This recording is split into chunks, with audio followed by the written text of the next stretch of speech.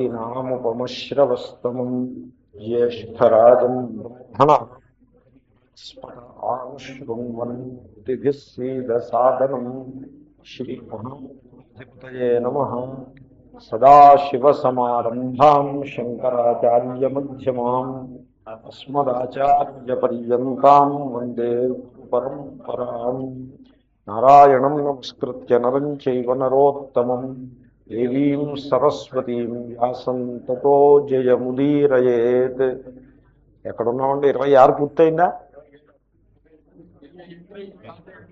28 start చేసాం. అందాం. 28 ప్రారంభం చేశాం. ఒకసారి అందాము. అవ్యక్తాదీని భూతాని వ్యక్తమధ్యాని భారత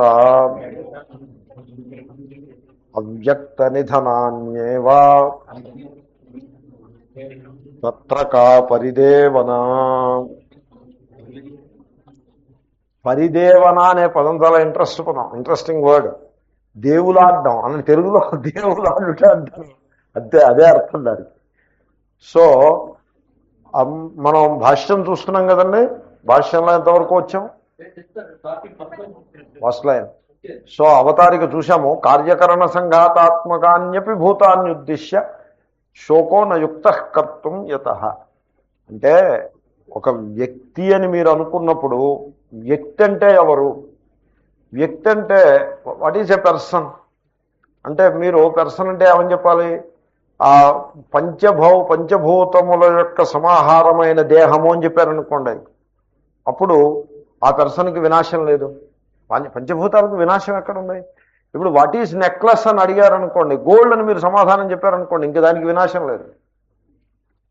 దాని తత్వం దగ్గరికి వెళ్తే వినాశం లేదు. Suppose person, what is a person అని అడిగితే ప్రాణము అని మీరు సమాధానం చెప్పారనుకోండి, దానికి వినాశం లేదు. సపోజ్ చైతన్యము అని మీరు అన్నారనుకోండి, దానికి వినాశం లేదు. జీవతత్వము అంటే వినాశం లేదు. చైతన్యం అంటే అది పరబ్రహ్మ అంటే దానికి వినాశం లేదు. మరి ఏమిటి ఇంక వినాశం దేనికంటే ఒక పర్టికులర్ ఆకారానికే వినాశం. డిజైన్ అండి, డిజైన్ అంటారు చూడండి, డిజైన్కే వినాశం.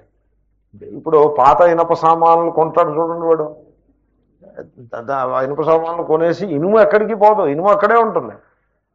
వాడు అవన్నీ తీసుకెళ్ళి కరిగించేస్తే మన డిజైనే డిస్టర్బ్ అవుతుంది తప్పిస్తే అంతకుముందున్న ఆకారం పోతుంది అంతే.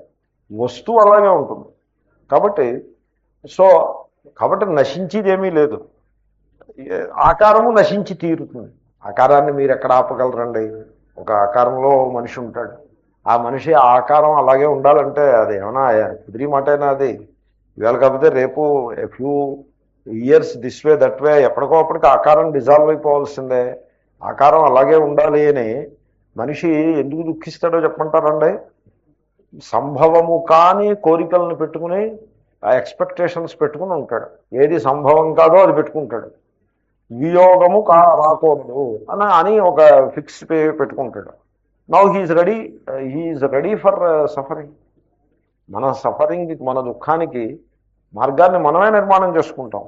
సపోజ్ సంయోగం వచ్చిందంటే వియోగం వచ్చి తీరుతుంది, దాంట్లో విచారం ఆశ్చర్యమే ఉన్నది అని వీడు అని తెలుసుకున్నాడు అనుకోండి, దుఃఖానికి ఏదో కొద్దిగా దుఃఖం కలిగినా దాన్ని వీడు అధిగమించగలుగుతాడు. డబ్బు ఉందనుకోండి, డబ్బు ఖర్చు కాకూడదు అని వాడు ముందు ఫిక్స్ చేసుకుంటాడు. దుఃఖమే కలుగుతుంది, ఎందుకంటే తప్పకుండా అది ఖర్చు అయిపోతుంది. డబ్బు అన్న తర్వాత ఖర్చు కాకుండా ఎలా ఉంటుందండి అని ఎవడైనా ఉన్నాడు అనుకోండి, వాడు ఉల్లాసంగా ఉంటాడు. కాబట్టి సో మనం పెట్టుకునే ఎజెండా ఏదైతే ఉందో అది క్లీన్గా ఉండాలి.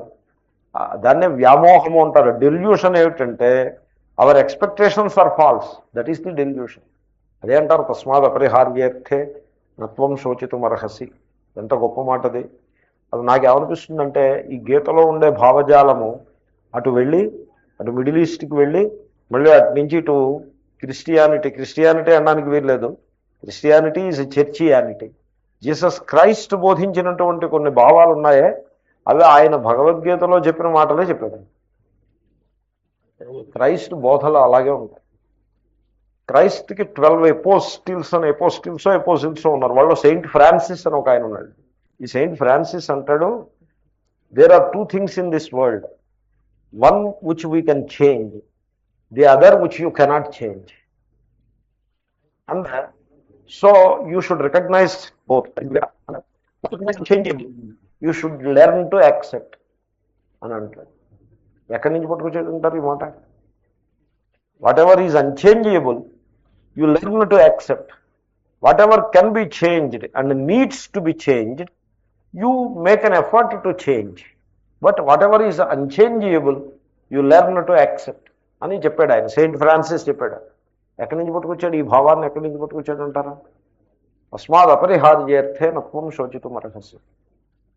జీవితంలో కొన్ని అంశాలు ఉంటాయి అపరిహార్యములు, వాటిని మార్చడానికి వీల్లేదు. కొంతమంది హిస్టారియన్స్ ఏం చెప్తారంటే, it appears very true to me, Christ Kashmir వచ్చి చదువుకు వెళ్ళాడని చెప్తారు. It seems to be very true. తర్వాత బైబిల్లో ఏమని రాశాడంటే, నాకు ఆశ్చర్యం వేసింది. బైబిల్లో ఏమని రాశారంటే, క్రైస్ట్ని వాడు క్రూసిఫై చేశారు కదండి. ఈ మాటలు ఎందుకు చెప్తున్నానంటే, ఇప్పుడు ఈ శుక్రవారం ఇది హడావిడి ఎక్కువగా ఉంది సమాజంలో, అందుకోసం చెప్తున్నా. లేకపోతే నాకు ఈ దృష్టిలో పడేది కాదు. ఇప్పుడు ఈ నిన్న మొన్న ఏదో హడావిడి కొంత ఎక్కువ ఉండడంతో it came to my mind. ఇవాళనా ఏమి, నిన్న, ఇవాళ శనివారం కదా, సో అందుకోసం ఈ భావజాలం వచ్చింది. ఎక్కడో చూశాను కొంత ప్రొసెషన్. ఇదేనో మంచిది, తప్పేం కాదు.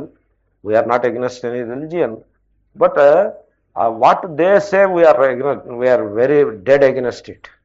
The way they present it, they are not. క్రిస్టియానిటీని ప్రజెంట్ చేయాలంటే they have to invite us, we will present Christianity in a proper fashion. వాళ్ళకి సరిగ్గా తెలియదు, అది ఇంకే తెలుసునని అనుకుంటారంతే. So anyway, what I was saying, బైబిల్లో ఏం రాశారంటే, ఇతన్ని క్రూసిఫై చేశారు, క్రైస్ట్ను క్రూసిఫై చేసేసి ఆ రోమన్ సోల్జర్స్ వెళ్ళిపోతారు అక్కడి నుంచి. వెళ్ళిపోతే the apostles along with Mary and madam Magdalene, వాళ్ళు దే స్టే దేర్. ఈ లోపల వర్షం పడుతుంది. అతన్ని కేర్ఫుల్గా ఆ క్రూసిఫై చేసిన దాన్ని అది బయటికి తీయడం చాలా కష్టం. చాలా గట్టిగా ఫిక్స్ చేస్తే వీళ్ళు ఏదో కింద మీద పడి ఆ క్రూసిఫై చేసిన ఆయన్ని they try to save him and they are able to save him. దాంట్లో బైబిల్లో ఉంటుంది, మీరు తీసి చూడండి. బైబిల్ న్యూ టెస్టిమెంట్లో Christ died on the cross and resurrect after 3 days. These people take with and put it in a tombstone. 3 రోజుల తర్వాత రిసరెక్షన్ అని ఒక story. This is one story which is very popular in Christendom. But there in the Bible it self it is written, there is another opinion that Christ did not die on the cross. He was saved by his apostles. Because of the rain he did not die. Rain వచ్చినప్పుడు ఆ blood loss తగ్గి somehow he was saved. And therefore వీళ్ళు ఏం చేస్తారంటే, అతన్ని ఆ cross నుంచి యువతలకి తీసుకొచ్చి ఆ మేకులు అవి తీసేసి కట్లు అవి కట్టి they carry away his body, they carry away the person who is alive still. And he was revived, not resurrected but revived. అని దిస్ ఈజ్ అనదర్ ఒపీనియన్ అని బైబిల్లో రాసింది, మీరు చూసుకోండి. It is return in one of the, in బైబిల్లో ఏవో కొన్ని texts ఉంటాయి, మాథ్యూస్, లూక్, ఇలా ఏవేవో ఉంటాయి. దాంట్లో in one of the opinions is this, అతను మరణించలేదు Christ, he was in India. అంచేతనే ఆ బోధనలో ఉన్నటువంటి కొన్ని పాయింట్స్ మనకి గీతలోంచి కనపడతాయి. Gita is prior to Christ and all that కదండి, everybody knows it. So anyway, so వాళ్ళు సెయింట్ ఫ్రాన్సిస్ చెప్పింది చాలా గొప్పగా చెప్తూ ఉంటారు. మంచిగా చెప్పాడు ఆయన. I love him for what he said. A saint is a saint, దాంట్లో సందేహం ఉంది. But the ideas they are all from Gita. ఈ సత్యము మహాపండితులకు తెలిసింది, వివేకం గల వాళ్ళకి తెలిసింది. ఏ Carlyle knows it, Emerson knows it, Thoreau knows it, వీళ్ళందరికీ తెలిసి సత్యం. బెర్ట్రాండ్ రస్సెల్ నోస్ ఇట్, వీళ్ళందరికీ they all know it. So ఎంత విచిత్రమైన విషయమో చూడండి. ఎనీవే, తస్మాత్ అపరిహార్యేర్థే నత్వం శోచితుమర్హతి, అది అయింది. ఆ తర్వాత ఈ కార్యకరణ సంఘాతాత్మకాన్ని, ఈ దేహము, కార్యము అంటే దేహం, కరణ అంటే ఇంద్రియాలు, ఈ దేహము ఇంద్రియాలు అంటే ఈ ఆకారం, సంఘాతం అంటే ఒక ఆకారం, ఒక డిజైన్. ఈ ప్రాణులు అంటే ఆ డిజైనే ప్రాణులు. పంచభూతాలు, ప్రాణము, ప్రాణశక్తి, చైతన్య శక్తి, ఇవన్నీ పక్కన పెట్టండి. ఆ డిజైనే ఒక వ్యక్తి అంటే ఆ డిజైనే అని తీసుకుంటారు లోకంలో. అలా తీసుకున్న సందర్భంలో కూడా అది సరైన దృష్టికోణం కాదు. అటువంటి సందర్భంలో కూడా శోకించటానికి అవకాశం ఏమీ లేదు. గీత ప్రతిపాదన ఎంతసేపు తావు లేదు అనే ప్రతిపాదన. అసలు మహాత్ముల యొక్క బోధ అలాగే ఉంటుంది. బుద్ధిజం ఉందండి. బుద్ధుని యొక్క బుద్ధిజం వేరు, బుద్ధుడు చెప్పింది వేరు. మళ్ళీ again this is the problem. శ్రీకృష్ణుడు తీసుకోండి మీరు. శ్రీకృష్ణుడు చెప్పిన దానికి శ్రీకృష్ణుడి కథలకి ఏమైనా సంబంధం ఉందా? అసలు ఏమీ సంబంధం ఉండదు. It is always like that. కథలకి some stories are relevant, some are irrelevant. Relevant what? Not relevant to the teaching, relevant in a given context, and some are even not that. అదంతా తీసి పక్కన పెట్టాలి. సో బుద్ధుడు ఏమని చెప్పాడంటే, ఆయన చెప్పింది 4 మాటలు చెప్పాడు. ఎంత అద్భుతంగా చెప్తాడండి. బుద్ధుడు అంటాడు, శోకము first, the truth of suffering అంటాడు. 4 సత్యాలను మొదలు పెడతాడు. ద ట్రూత్ ఆఫ్ సఫరింగ్, అది గుర్తించడం చాలా అవసరం. ఎందుకంటే మానవ స్వభావం ఎలా ఉంటుందంటే, ఈ జగత్తులో ఇది పట్టుకుంటే దుఃఖం కలిగింది, దీన్ని విదిలిపెట్టి మరొకటి పట్టుకుంటే సుఖం కలుగుతుందని వీడు అన్వేషణ చేస్తూ ఉంటాడు. వీడు అలా అన్వేషిస్తున్నంత కాలం వాడికి విముక్తి ఉండదు. కాబట్టి ట్రూత్ ఆఫ్ సఫరింగ్ అంటే జీవితంలో దుఃఖం ఉందని కాదు దాని అర్థం. ట్రూత్ ఆఫ్ సఫరింగ్ అని అర్థం చేసుకోవడానికి చాలా వివేకం ఉండాలి. దెర్ ఈజ్ ఎందుకంటే జీవితం అంతా దుఃఖం కాదు, మనం కొద్దిగా సుఖాన్ని కూడా అనుభవిస్తూ ఉంటాం. There is subtle suffering throughout life, insecurity throughout life, that sense of anchorlessness as instability throughout life ఉంటుంది. ఆ subtle suffering throughout life ఉంటుంది. తర్వాత ఇంకోటి, అసలు మీరు ఒక సుఖానుభూతి కోసం ప్రపంచం కేసు చూస్తున్నారా లేదా? ప్రపంచం కేసు సుఖానుభూతి కోసం చూశారు అంటే that it self is suffering. That is suffering. తర్వాత ప్రపంచంలో ఒక చోట దుఃఖం ఉన్నది, మరో చోట సుఖం ఉందని అనుకున్నారా లేదా? అనుకుంటే దట్ ఈస్ సఫరింగ్. కాబట్టి ట్రూత్ ఆఫ్ సఫరింగ్ అదొక ట్రూత్. అది దాన్ని జాగ్రత్తగా అర్థం చేసుకోవాల్సి ఉంటుంది. అంతేకాని లోకంలో దుఃఖం చాలా ఉందండి, దీనికోసం బుద్ధుడు రావాలా అని, that is not the way. So there is suffering. So one has to understand the truth of suffering. దీన్నే శ్రీకృష్ణుడు ఏమని చెప్పాడంటే, జన్మ మృత్యు జరా వ్యాధి దుఃఖ దోషానుదర్శనం అని చెప్పాడు. పతంజలి మహర్షి కూడా సర్వం దుఃఖం వివేకిన అనే సూత్రంలో చెప్పాడు. మళ్ళీ దాన్నే బుద్ధుడు చెప్పాడు. బుద్ధుడు, శ్రీకృష్ణుడు, పతంజలి, వీళ్ళ ముగ్గురు సిమిలర్ థింకింగ్ అండి. Same process of understanding of life, same, not a word difference. So truth of suffering. Then the second truth ఏమిటో తెలుసునండి? Truth of cause of suffering. ఏమిటి కాజ్ ఆఫ్ సఫరింగ్? ఏమిటో తెలుసిన? Cause of suffering is desires and passion. That is the cause of suffering. ఇది నేను చాలాసార్లు చెప్తూ ఉంటా. సఫరింగ్కి మనం ఇక్కడ కారణం ఉంది, అక్కడ కారణం ఉందని వెతుకుతారు. రాంగ్ అది. Cause of truth of cause of suffering. Suppose నా దుఃఖానికి మా అత్తగారు కారణం అని ఎవరన్నా అన్నారనుకోండి, so the truth of cause of suffering break పోయింది, ఒకటి దెబ్బతిందంటే. అంతే కదండి. అత్తగారి దుఃఖానికి కారణం అంటే కాజ్ ఆఫ్ సఫరింగ్ దెబ్బతింది. చూడండి, మా బాస్ కారణం అన్నారనుకోండి, cause of suffering he made A mistake. కొంతమంది నా దగ్గరికి వచ్చి వేదాంతం చదువుతున్నాము, మాకు జాబ్లో సాటిస్ఫాక్షన్ లేదంటారు. నేనంటాను, జాబ్లో సాటిస్ఫాక్షన్ ఉండదు. సాటిస్ఫాక్షన్ అనేది జాబ్లో ఉండడము కరెక్ట్ కాదు, లేకపోవడము కరెక్ట్ కాదు. Satisfaction it is not the property of a job. It neither has satisfaction nor the absence of it. So కాబట్టి don't approach it like that. నాకు కావలసినంత సొమ్ము ఈ జాబ్లో రావట్లేదు అని నువ్వను, ఐ అండర్స్టాండ్. లేకపోతే నాకు ఈ జాబ్లో నా యొక్క స్కిల్స్ ఏవైతే ఉన్నాయో అవి వినియోగానికి రావట్లేదు, ఆ సెన్స్ ఆఫ్ ఫుల్ఫిల్మెంట్ రావట్లేదు అని ఏదైనా చెప్పచ్చు, పర్వాలేదు. I do not deny that. But ultimately what ever may be the job, you should not depend upon the outside job for your satisfaction. That inner satisfaction one has to discover. Once again, నీ suffering కారణం job కాదు, there is something else. మళ్ళీ అక్కడ కూడా cause of suffering mistake వస్తుంది. అంచేతనే job మారినా వీడు సఫర్ అవుతూనే ఉంటాడు. ఏమంటే ఈ స్కూటర్ వల్ల సఫర్ అవుతున్నాను, కారు వస్తే నేను చాలా సుఖంగా ఉంటానని అనుకుంటాడు. ప్రయాణ సాధనం కాజ్ ఆఫ్ సఫరింగ్ అనుకుంటాడు. స్కూటర్ అమ్మేసి కారు కొంటాడు, సఫర్ అవుతూనే ఉంటాడు. సో కాజ్ ఆఫ్ సఫరింగ్, నేను అస్తమానం ఇలాంటి ఛేదస్థంగా ఉంటుంది. నక్షత్రాలు, భూతాలు ఇవన్నీ కూడా కాజ్ ఆఫ్ సఫరింగ్ కింద కూడా వేసుకోవాలి మీరు. అవన్నీ ఆ లిస్ట్ వదిలిపెట్టకూడదు. Cause of suffering. So cause of suffering is none of these things. The truth of cause of suffering, ఆ ట్రూత్ అనే పదం వదిలిపెట్టకూడదు. ఎందుకంటే బుద్ధుడు అలా చెప్పాడు దాన్ని. మరి that is how he teaches it. సత్యం number 1 truth, number 2 second truth, the truth of cause of suffering. What is that? Passion and desires are the cause of suffering. ఏమంటే ఇంత తెలుసుకుంటే వాడు వెంటనే జీవన్ముక్తుడు అయిపోతాడు. ఇంత మటుకు తెలుసుకుంటే. ఏమంటే the truth of elimination of the cause of suffering. Third, suffering, cause of suffering, elimination of the cause of suffering, not elimination of suffering. You need not eliminate suffering, you have to eliminate the cause of suffering. Symptomatic treatment కాదు, మౌలికమైనటువంటి పరిష్కారం. So the truth of cause of elimination of the cause of suffering is వైరాగ్యం. మూడవది. నాలుగవది, how to appreciate these 3 truths.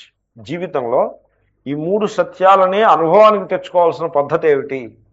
The truth of right living, practical. ఇది 3 theory, 4th practice.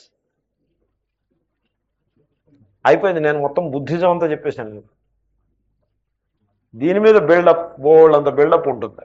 అయితే right living అని అన్నామే, he has put 8 points. Right సమ్యక్ అంటాడు ఆయన. సమ్యక్ జీవనం. చూడండి, సమ్యక్ అనే పదాన్ని ఎలా వాడతాడా? సమ్యక్ అనే పదాన్ని అంత అంత పవర్ఫుల్గా, అంత ఎంఫసైజ్ చేసి వాడిన మహాత్ములు ఇద్దరే కనపడతారు. ఒకటి బుద్ధుడు, 2 శంకరాచార్యులు. శంకరుడు బుద్ధుడికి వ్యతిరేకం కాదు, బుద్ధిజంకి వ్యతిరేకం. బుద్ధిజంలో కూడా శూన్యవాదానికి వ్యతిరేకం. శూన్యాన్ని నిరాకరిస్తారు. ఎందుకంటే సత్త, ఎగ్జిస్టెన్స్ అబ్సల్యూట్.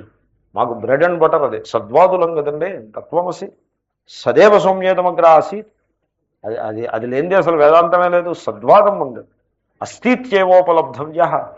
వెరాజ్ శూన్యవాదులు ఏమంటారంటే శూన్యం అంటారు, శూన్యమే తత్వము అంటారు. That is the 1 point which we do not accept. Otherwise అసలు బుద్ధుడు చెప్పింది, బుద్ధుడు అలా చెప్పలేదు. శూన్యవాదాన్ని బుద్ధుడు చెప్పలేదు. బుద్ధుడు దేహత్యాగం చేసిన తర్వాతి పండితులు, బుద్ధుని అనుయాయుల్లో ఒక వర్గం వాళ్ళు శూన్యవాదాన్ని they have popularised it. Even Nagarjuna is not శూన్యవాద, క్షణిక విజ్ఞానవాది. Anyway the point is the సమ్యక్ జీవనం. ఆ సమ్యక్ అనే పదాన్ని వాడతాడు. 8 పాయింట్స్ చెప్పాడు ఆయన. సమ్యక్ విచార ఫస్ట్ పాయింట్.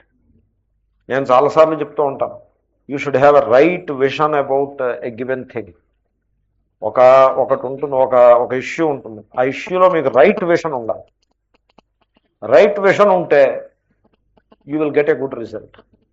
మీకు ప్రారంభమే రాంగ్ విషన్ ఉందనుకోండి, you get a wrong result. మీకు ఉదాహరణ, some silly example maybe, but still, పుస్తకం ఉందనుకోండి, you should have a right vision about the book, then only a good book will come. ఒకసారి ఈ పుస్తకానికే ఇంతకుముందు ముద్రణాల్లో ఒక ఆయన నాకు డిటిపికి పంపించారు. ఎవరో డిటిపి చేశారు, నాకు పంపించారు. పంపిస్తే నేను, ఏమంటే ఆ డిటిపి చేసిన ఆయన్ని ఒకసారి నా దగ్గరికి పంపించండి, ఈ లోపల నేను AK-47 ఒకటి ప్రొక్యూర్ చేస్తాను అని చెప్పాను. ఫోన్ మీద ఇలాగే చెప్పాను. అంటే ఆయన కోపం వచ్చింది. కోపం వచ్చి ఎందుకంటే I want to shoot him down and go to jail. లేకపోతే ఏమిటా డిటిపి అని అంటే, చూడండి అయిపోయింది. దిద్ది ఏవో కొన్ని ఇచ్చాను. మళ్ళీ మీరు ఈ కరెక్షన్స్ అన్ని చేసి మళ్ళీ నాకు పంపించండి అని చెప్పారు. ఆయన ఇంక అక్కర్లేదండి మీరు చేసిన కరెక్షన్స్ అన్ని, no you send to me again. లేదండి యజ్ఞం అయిపోతుంది, కంగారు, this is not the way to get a book, you don't get the book at all అంటే చాలా రిలక్టెంట్గా మళ్ళీ రెండోసారి పంపిస్తే మళ్ళీ కరెక్షన్స్ చేసి you send me again third time. ఇంకిప్పుడు కుదరదు, ఇంక ఎట్టి పరిస్థితుల్లోనూ కుదరదు, టైం లేదు. టైం లేకపోతే బుక్ మానేయండి. బుక్ తీసుకురాకపోతే నష్టం వచ్చింది? ఎన్ని పుస్తకాలు లేవు ప్రపంచంలో? ఇప్పుడు ఇంకో పుస్తకం లేకపోతే లోటేం వచ్చింది? Don't bring out the book. అంటే what I mean to say is, యజ్ఞం కంగారు పడిపోయి ఏదో పుస్తకం తీసుకు, that is not the right vision about a book. The right vision about a book is, it is not the time. టార్గెట్లు పెట్టుకోవడానికి వీల్లేదు. టార్గెట్లు పెట్టుకుంటే పెట్టుకోవచ్చు, but they should not violate the basic vision. Right vision ఉంటే పుస్తకం మీకు కరెక్ట్గా వస్తుంది. ఒకటి రెండు తప్పులు, అప్పటికీ తప్పులు ఉంటాయి. విషన్లో మీరు కాంప్రమైజ్ అయ్యారనుకోండి, ఆ పుస్తకం చదవడం చాలా డిస్ట్రాక్షన్. పేజీకి 10 తప్పులు ఉంటే ఏం చదువుతారండి? తీసేపటికి తప్పు ఉందనుకోండి, ఎంత ఇబ్బంది అవుతుంది చదివేవాడికి.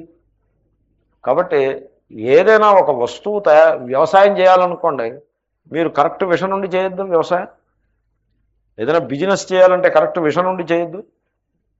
విషన్ తర్వాత చూద్దాం, ముందు ప్రారంభం చేయండి అంటే ఏమన్నమాట అది? ఈ కర్మవాదులు అలా మాట్లాడతారు. జ్ఞానం మాట తర్వాత చూడొచ్చు, ముందు పని మొదలెట్టండి అని. ముందు పని మొదలెట్టండి అంటే is it the way to do things?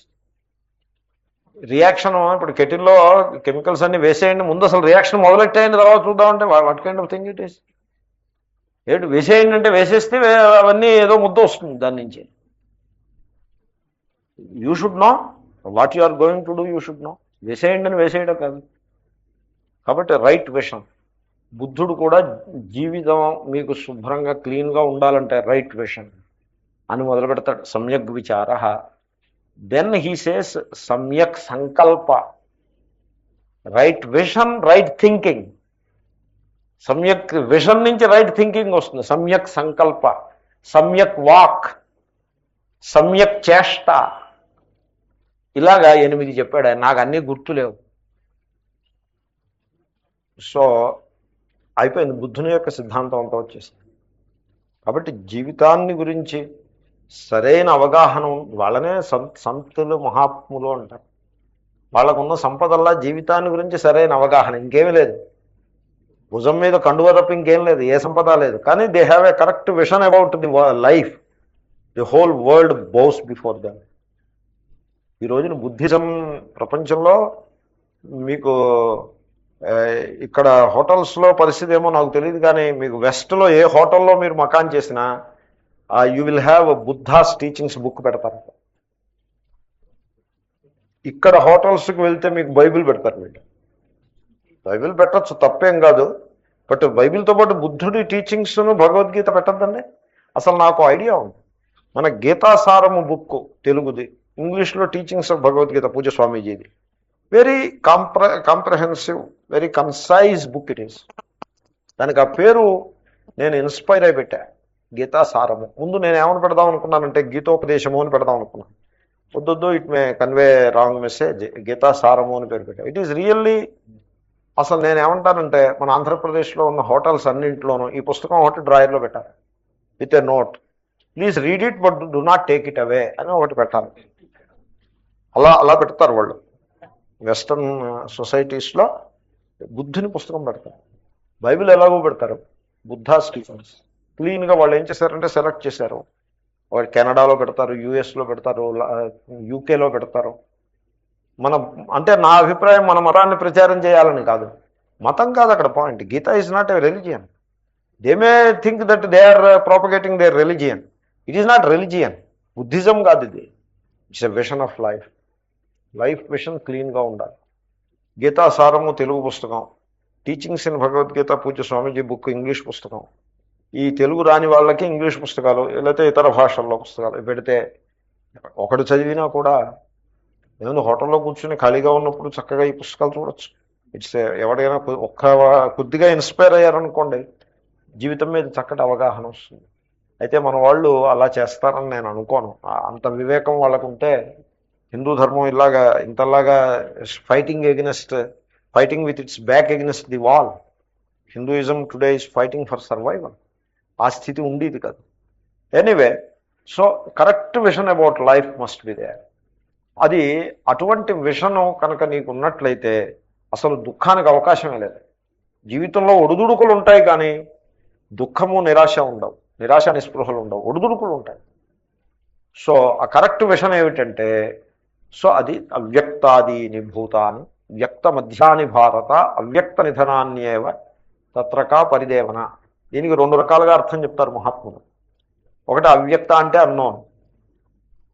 So ఇది ఎలాగంటే రైల్లో ప్రయాణం చేస్తూ ఉంటాం, 6 గంటలో 12 గంటలో ప్రయాణం, అయితే ఢిల్లీ దాకా ప్రయాణం అనుకోండి, రైల్లో 24 గంటల ప్రయాణం. సో 8 6 కూర్చుని ఉంటారు అక్కడ.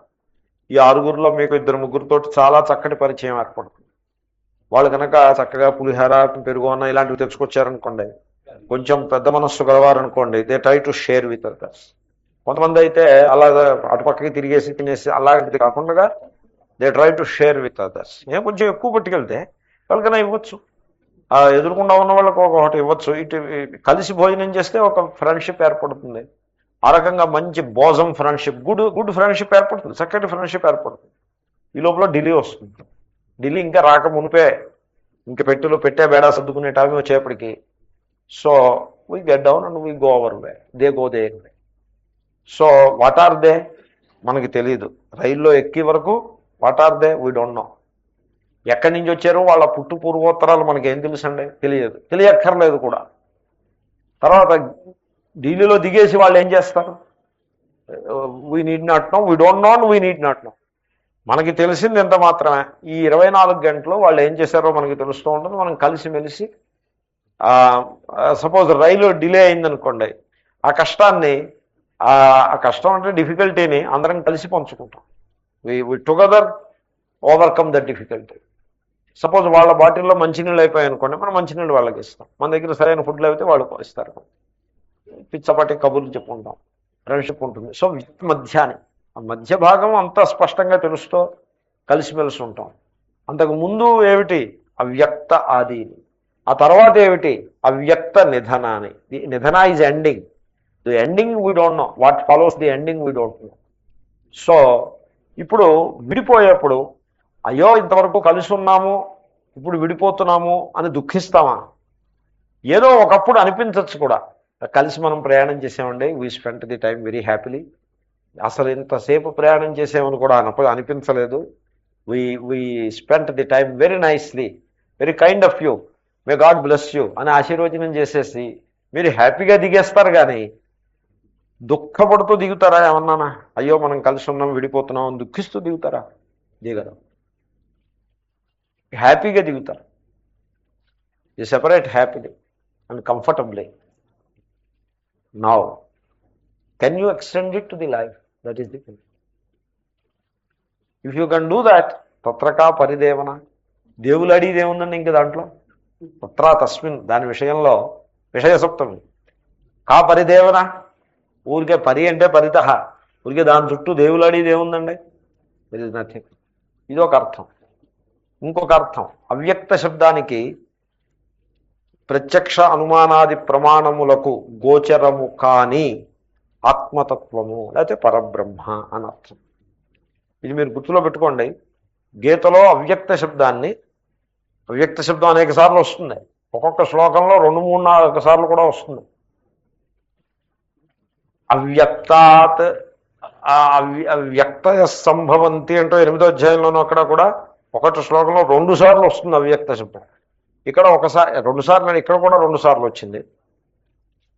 అవ్యక్త శబ్దాన్ని, అవ్యక్త అంటే అర్థం ఏంటంటే నవ్యజ్యతే ఇత్యవ్యక్తం అంటే ఇంద్రియ గోచరము కాదు, మనస్సుకి గోచరము కాదు అని అర్థం. That which cannot be conceived, perceived, which cannot be conceived, అదే అవ్యక్తం. మనం ఏం చేస్తూ ఉంటామంటే కంటితో చూస్తాము, మనస్సుతో భావన చేస్తాం, అంతే కదండి. జీవితం అంతా ఇదేగా. కంటితో చూసేది పెర్సీవింగ్, మనస్సుతో భావన చేసేది కన్సీవింగ్. సో పెర్సెప్షన్, కాన్సెప్షన్ అంటే గర్భవతి ఒకట అని అర్థం వేరే ఉంది, ఆ అర్థం కాదు సుమండి.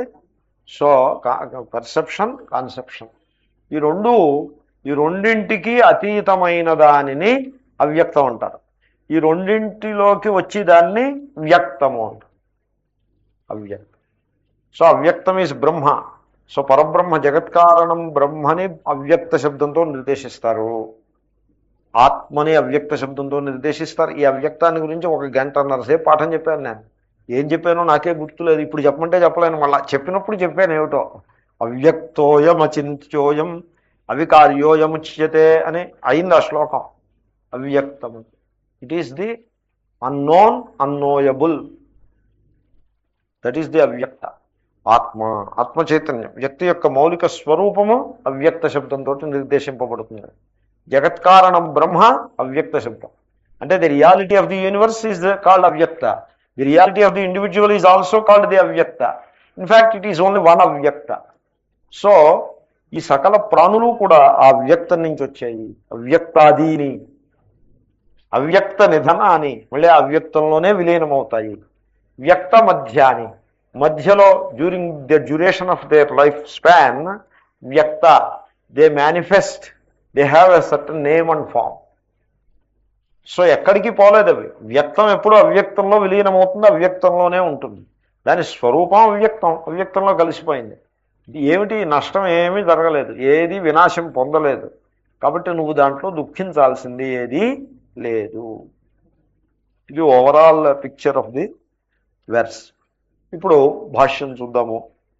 సో అవతారికి తెలిసింది కదండి, కార్యకరణ సంఘాతాత్మకాన్యపి భూతాన్ని ఉద్దిశ్య, భూతాన్ని అంటే ప్రాణులను ఉద్దేశించి. ఎటువంటి ప్రాణులు? ప్రాణులు అంటే మూలతత్వం దాకా మీరు వెళ్ళకపోయినా కేవలము కార్యకరణ సంఘాత రూపములే. ఆత్మకం అంటే రూపం, కార్యకరణ సంఘాతమే రూపముగా గలవి. వాటి తత్వం అంతే. ఇది దేహము ఇంద్రియాలు ఓ రూపము అంతే, వాటి స్వరూపము అని మీరు అనుకున్నప్పుడు కూడా అది అజ్ఞానం. అది ఈవెన్ ఇన్ దట్ అజ్ఞానం శోకో నకా యుక్త కర్తుం, శోకించటానికి తగిన హేతువు లేదు, యుక్తి లేదు. అంచేతనే శోకిస్తున్నాడు అంటే వాడు వివేకం లేకపోవడం చేతనే శోకిస్తున్నాడని అర్థం. అంచేతనే ఎవరైనా శోకిస్తూ ఉంటే మహాత్ములు పెద్ద పట్టించుకోరు దాన్ని. ఎందుకంటే అజ్ఞానం చేతనే శోకిస్తున్నాడని స్పష్టం అవుతూ ఉంటుంది. కేవలం అజ్ఞానం చేతనే శోకిస్తున్నాడు. ఇప్పుడు పిల్లవాడు ఏడుస్తూ ఉంటాడు. ఒకసారి ఈ మంగళం నాకు అయింది. ఓ పిల్లవాడు ఏడుస్తున్నాడు, ఏదో ఏడుస్తున్నాడు. అక్కడే తల్లి ఏదో పని చేసుకుంటూ ఉంది, ఏదో సందర్భంలో అలా ఏడుస్తూనే ఉన్నాడు, ఆవిడ పని చేసుకుంటూనే ఉంది. నేను అన్నాను, ఏమా వాడు ఏడుస్తున్నాడు, కొంచెం వాడి సంగతి ఏమిటో చూసాను. ఏమి చూడాల్సింది ఏం లేదా పంతులో, ఏదో కొంతసేపు ఆగి వాడు ఏడిచి వాడే ఊరుకుంటాడు అని చెప్పింది ఆవిడ. కాబట్టి ఇప్పుడు అక్కడ ఉన్న పరిస్థితి ఏమిటంటే, ఆ పిల్లవాడు ఏడుస్తున్నాడంటే ఎందుకు ఏడుస్తున్నాడు? ఏడవడానికి తగినంత కారణం వాడికి కనపడింది కాబట్టి ఏడుస్తున్నాడు కదా. ఏదో వాడికి ఏదో కోరిక ఉంది, ఆ కోరిక తీరలేదు, దాంతో వాడు ఒక డిస్ట్రెస్, శోకహేతు ఉండబట్టి వాడు ఏడుస్తున్నాడు. కానీ ఆవిడ దృష్టిలో శోకహేతువు లేదు. శోకహేతువు ఉంటే వీడికంటే ఎక్కువ ఏడుస్తున్నాడు. ఆవిడ ప్రేమ, ఇప్పుడు వాడికి నిజంగా ఏదైనా కాలుకో చేతికో దెబ్బ తగిలింది అనుకోండి, వాడికంటే ఎక్కువ దుఃఖాన్ని ఆవిడ అనుభవిస్తుంది. వాడికి ఇంకా నాకేం పర్వాలేదమ్మా అని వాడు అంటాడు, కానీ ఆవిడ అలా ఊరుకోలేదు. కాబట్టి శోకహేతువు ఉన్నట్లయితే ఆవిడ తప్పకుండా శోకిస్తుంది, ఎందుకంటే ప్రేమస్వరూపం కనుక.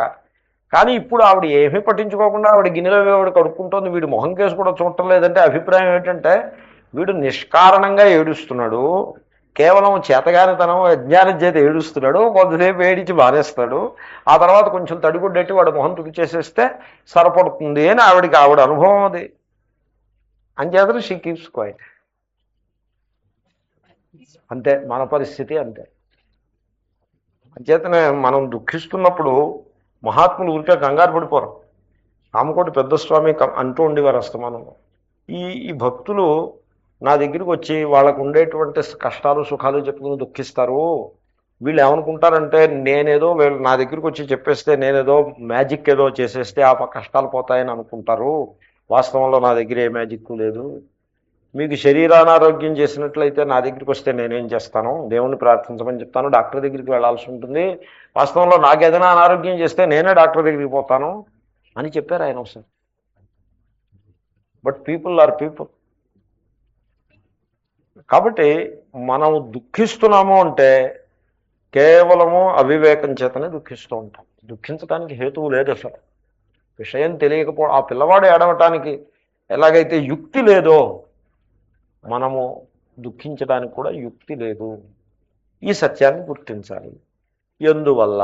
యతః, ఎందువలనగా అని ఇప్పుడు శ్లోకం అవ్యక్తాదీని భూతాని. ఇది అవతారిక. భాష్యం చెప్దాము. అవ్యక్తాని, దాన్ని ప్రతీక అంటారు. ప్రతీక అని అంటారు. ప్రతీక అంటే a part, the beginning part. ఆ శ్లోకంలో ఉండే మొదటి పార్ట్ని అక్కడ పెట్టారు. ఆ పెట్టి దాన్ని ఎక్స్ప్లెయిన్ చేయడానికి ఇప్పుడు ఎఫర్ట్ మొదలెడతారు. అవ్యక్తాన్ని బహువచనం కదా, బహువచనంలో ఎందుకు ఎక్స్ప్లెయిన్ చేయటం, ఏకవచనంలో ఎక్స్ప్లెయిన్ చేయడం తేలిగ్గా ఉంటుంది. అందుకోసమే ఏకవచనంలో ఎక్స్ప్లెయిన్ చేస్తున్నారు ఆయన. అయితే ఏమిటి అవ్యక్తాన్ని, అవ్యక్తం ఏమిటది, వాట్ ఈస్ దాట్? మీకు దాని కాంటెక్స్ట్ ఏమిటో అర్థం అవ్వాలి కదా, అందుకోసం నేను ఇలా వివరించి చెప్తున్నా. అవ్యక్తం అదర్శనం అనుపలబ్ధి ఆది ఏషాం భూతానాం పుత్రమిత్రాది కార్యకరణ సంఘాతాత్మకానాం తాని అవ్యక్తాదీని. అది అవ్యక్తాని కాదేమో, అవ్యక్తాదీని ఏమో. అవ్యక్తాదీని గీతా ప్లస్ పుస్తకంలో అవ్యక్తాని అని పడింది, అవ్యక్తాదీని అని ఉండాలి. ఉందా? అది ప్రతీక. ప్రతీక అంటే శ్లోకంలో ఉండే పదం పెట్టాలి, కానీ శ్లోకంలో లేని పదం పెట్టకూడదు. అక్కడ అవ్యక్తాదీని అని ఉండాలి. నేను అవ్యక్తాని అన్నా, అక్కడ అవ్యక్తాదీని అని ఉండాలి. సో అవ్యక్తాదీని, దీన్ని సమాసం అంటున్నారు. ఈ సమాసాన్ని బహువ్రీహి సమాసం అంటారు. మీరు చదవబోతున్నారు బహువ్రీహి సమాసం. సో ఇప్పుడు ఎలాగంటే పీతాంబర, పీత అంటే పచ్చని, అంబర అంటే వస్త్రము. పచ్చని వస్త్రం అని అర్థం కాదు పీతాంబర అంటే. అంబరం నపుంసకంగా చెప్తాం. పచ్చని వస్త్రం అని అర్థం కాదు. అది పచ్చని వస్త్రము ఎవనికి ఉన్నదో వాడు. కలవాడు అని అనొద్దు. కలవాడు అని అనొచ్చు అనుకోండి. అసలు మాకు చిన్నప్పుడు ఏమని చెప్పారంటే, కలవాడు అనే అర్థము వచ్చినచో అది బహువ్రీహి సమాసము. మీకు అలా చెప్పారా? హై స్కూల్లో ఎప్పుడైనా అలా చెప్పుంటారా? తెలుగులో అలా చెప్పు ఉండాలి. నాకు బాగా గుర్తు, నాకు అలాగా గుర్తు, మీకు గుర్తు ఉంటుంది. సో కలవాడు, కలవాడు సంస్కృతంలో మేము కలవాడు అని అన్నాం. ఎవనికి ఉన్నదో వాడు అంటే కలవాడే అయింది. పచ్చని వస్త్రము ఎవనికి ఉన్నదో వాడు. పీతం అంటే పచ్చని, జ్ఞానంలాగా. అంబరం అంటే వస్త్రము, యస్య యస్య అంటే ఎవనికో సహ వాడు. పీతం అంబరం యస్య సహ పీతాంబర. ఎంత తేలిగ్గా ఉందండి, ఏం కష్టం ఉందండి సమాసం. పీతాంబర, పీతం అంబరం యస్య సహ పీతాంబర. ఇంకా ఇంకో దృష్టాంతం ఏదైనా చెప్పాలంటే చక్రపాణి, చక్రం పాణౌ. ఇది ఇది వ్యధికరణ బహువ్రీహి అంటారు. రెండు ఒకే విభక్తి కాదు, వేరు వేరు విభక్తులు. ఇది ప్రథమా విభక్తి, అది సప్తమ విభక్తి అయింది. సో పీతమంబరం దగ్గర సమానాధికరణ బహువ్రీహి, ఇది వ్యధికరణ బహువ్రీహి. చక్రం పాణౌ యస్య సహ. చక్రం, చక్రము, పాణౌ చేతియందు, హరౌలాగా, యస్య ఎవనికో సహ వాడు. ఇది ఏకవచనం. బహువచనంలో చెప్పాలనుకోండి, యస్య బదులు ఏషాం వస్తుంది. యస్య యయోహ ఏషాం అని వస్తుంది. సహా బదులు తే వస్తుంది పుల్లింగం అయితే. నపుంసలింగం అయితే తత్ తే తాని, జ్ఞానాని అని లేదు, అలాగే తాని వస్తుంది. ఇక్కడ పరిస్థితి అది. అవ్యక్తాదీని, అవ్యక్తం ఆది ఏషాం తాని. అక్కడ ఉంది చూడండి మీరు, అవ్యక్తం ఉందా లేదా, కనపడిందా మీకు? అవ్యక్తం ఆది కనపడిందా? ఏషాం కనపడిందా? తాని కనపడిందా? అదే విగ్రహవాక్యం. అవ్యక్తం ఆది ఏషాం తాని. ఇంకా ఏషాంకి ఎక్స్ప్లెనేషన్ అది. బహువ్రీహి సమాసం ఇంత మటుకే. చెప్పండి ఇది ఒక్కసారి. అవ్యక్తం ఆది ఏషాం తాని అవ్యక్తాదీని.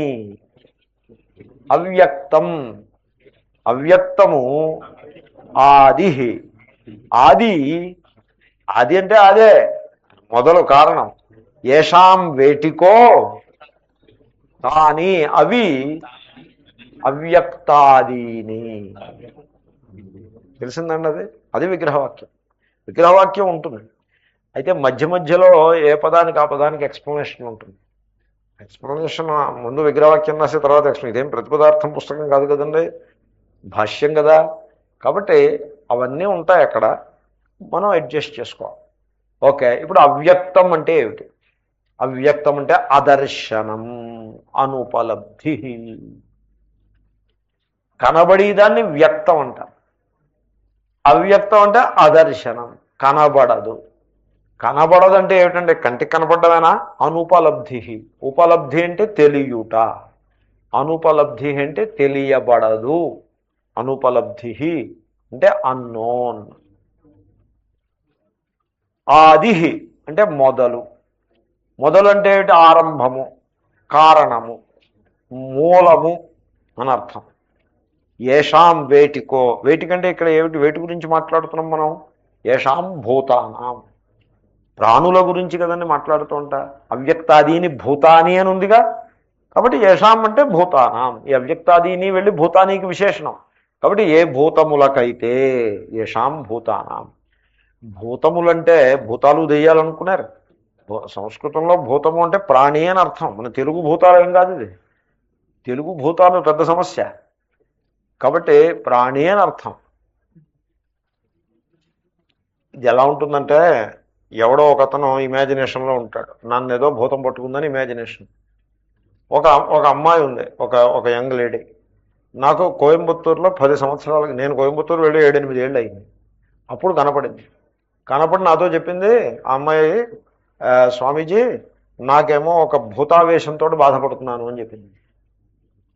అంటే నేను చెప్పాను, అమ్మా పొరపడుతున్నావు, సమ్యక్ విచారం ఉండాలి. రాంగ్ విచారంతో అసలు మొట్టమొదట అడుగే రాంగుగా వేస్తే ఇంకెక్కడికి తేలేనది.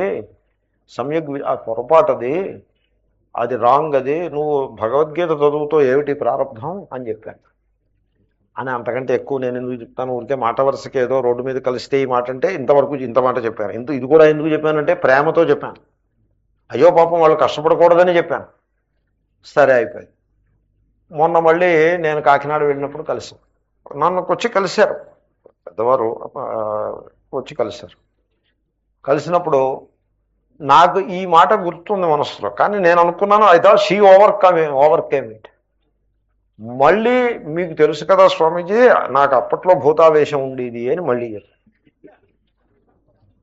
అంటే నేను చెప్పాను, అమ్మా again you are making mistake.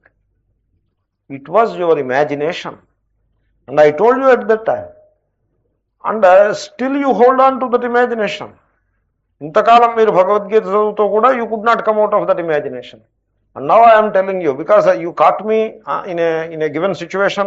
నేను తత్వమసి టీచ్ చేస్తున్నా, చాందోగ్యోపనిషత్తు తత్వమసి పాఠం చెప్తూ ఉంటే, దెయ్యం అంటే ఇంక దెయ్యం, భూత శబ్దానికి అర్థం భవతీతి భూతం, అస్థితి సత్, భవతీతి భూతం, జో హై ఇస్కో భూత్ కహతే హై. సో కాబట్టి భూతశబ్ద, కాబట్టి సకల జగత్తు భూతమే. అది భూతపతి. శివుడికి భూతపతి అని పేరు. అంటే దెయ్యాలకే వాటన్నిటికీ పతి అని అర్థం. కాబట్టి again you are in imagination, again you are making a mistake. Now I tell you, again I'm telling you. మళ్ళీ ఎప్పుడు కలుస్తామో ఏమో. ఈ ఇమాజినేషన్ నుంచి మీరు బయటకు వచ్చేదాకా మీకు దుఃఖానికి విముక్తి ఉండదు. కనుక so one person was having this kind of a problem, ఏదో ఇమాజినేషన్. దెన్ వన్ మహాత్ముడి దగ్గరికి వెళ్ళాడు. వెళ్తే ఆ మహాత్ముడు అన్నాడు, ఇదంతా పొరపాటు నాయన, you come out of this thing అని చెప్పాడు. చెప్తే వాడు, ఆ వ్యక్తి, ఆ మహాత్ముని ఉండేటువంటి శ్రద్ధాభావంతో ఆయన చేసిన ఉపదేశాన్ని he took it seriously. And మొన్నాటికే వీడికున్న భూతావేశం పోయింది. పోతే వాడు మళ్ళీ మహాత్ముడి దగ్గరికి వెళ్ళి కాళ్ళ మీద పడి, మీ పుణ్యం వల్ల నా భూతావేశం పోయింది అని చెప్తాడు. చెప్తే ఆ మహాత్ముడు అంటాడు, నా పుణ్యం వల్ల ఏం పోలేదు, నీ ఫెయిత్ వల్ల, నీ శ్రద్ధ వల్ల పోయింది అని చెప్తాడు ఆయన. అయితే లోకంలో ప్రచారం ఏం చేస్తారో తెలుసిన, ఈ భూతాలని పోగొట్టే శక్తి ఈయనకుంది అని లోకంలో ప్రచారం చేస్తారు. దీనికి పేరేమిటో తెలుసిన, క్రిస్టియానిటీ అని పేరు దీనికి. నిజంగా మీకు డౌట్ ఉంటే you read Bible, you will know it. This is what happened. ఆయన భూతాలు లేదో ఏం లేదురా తెలుసుకో, సరిగ్గా తెలుసుకో అని చెప్తే ఒకడికి అర్థం అవుతుంది. అది ఆ ఒకడికి ఆ భూతం పోతుంది. భూతం పోతే మళ్ళీ నీ మూలంగా పోయిందంటే నా మూలంగా పోలేదురా వెర్రివాడ, నీకున్న ఫెయిత్ వల్ల నీకు పోయిందని చెప్తాడు ఆయన. సో కాబట్టి demons it is like this. దీన్ని మీరు చిలవలు పొలవలు అల్లేసి భూతాలనే ఒక ప్యారలల్ రియాలిటీ, అది వేరు ఇది దేవుడు అని ఇలాగ దాని చుట్టూ కథలు అల్లేసి ఒక స్ట్రక్చర్ కట్టేసి దాన్ని ఆర్గనైజ్ చేసి పెట్టేస్తే దాని పేరే రిలిజియన్ అని అంటారు. ప్రాబ్లం. ఎనీవే, సో భూతాస్ అంటే భూతములు దెయ్యములు ఏం కాదు, ప్రాణులు. తర్వాత ప్రాణులు అంటే